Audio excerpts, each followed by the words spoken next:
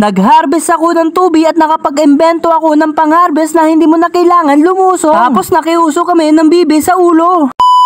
Isang pinagpalang umaga, meron na naman akong kwento. Ito kasi yung nauso sa TikTok na merong bibi sa ulo. Magpapahuli pa ba tayo? Syempre, bumili kami. Grabe yung bounce na dadala pati utak ko. Parang may tinuturo yung bibi, kaya naman nagpunta kami sa mga inasal. Parang sinasakop na tayo ng bibi, pati yung misis ko meron din. Tingnan natin mga katampi kung meron din sila. Parang kami lang yata nakaganito. Nakakatuwa naman siya guys, para nakaka-relax ang ulo. Minsan nga nanggigigil ako, kaya naman pinitik ko yung kanya. Yung bibi niya kasi nakapanyo pa, mabaho ulo ng sawa ko. Dahil sa bibi, napapagastos ako. Hindi ko na namalayan, dito kami dinala ng bibi sa Jollibee. Pagpasok namin, napansin ko, nakatingin yung mga tao sa amin. Yung tipong natatawa sila sa kanilang isipan. Basta kami, chill lang, masaya kami sa aming buhay. Habang yung bibi namin sa ulo ay nagkukulitan. Kinuha ko na yung order ko, pero si ate, nakangiti yan, buti naka-face mask. Nandito na nga kami sa bahay, tingnan natin reaction ni Don David at tuwan-tuwa naman siya lumapit sa kanyang inay. Subalit si Tampo, parang walang reaksyon. Dito nga namin naisipang kumain kasi pag kumain kami doon ay hindi na matitigilan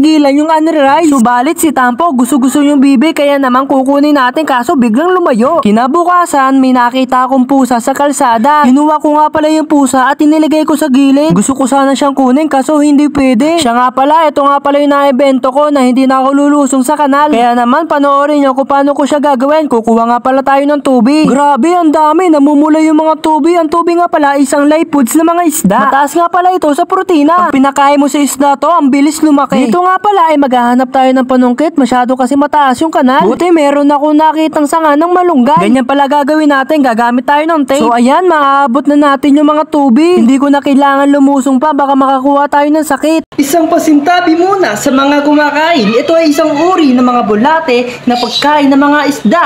Kaya naman, salamat sa mga nakakaunawa.